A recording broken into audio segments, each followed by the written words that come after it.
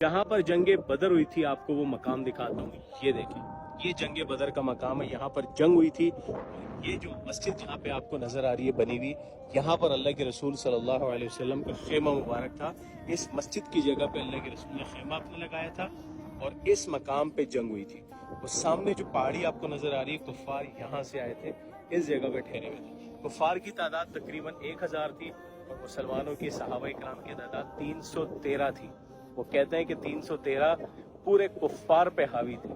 और जब जंग शुरू हुई तो फरिश्ते, अल्लाह ने फरिश्तों को भेजा, घोड़े नेज़े समेत आसमान के दरवाजे खुले। क्या मंजर होगा यार, क्या जो है वो लम्हा होगा, क्या कहते हैं कि जज्बा होगा कि 313, बहुत कम जो है उनके पास साजो सामान था।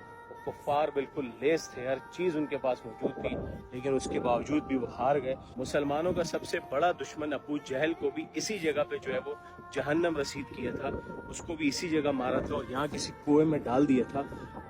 ये वो जगह थी जहाँ पे जंग हुई थी। जंगे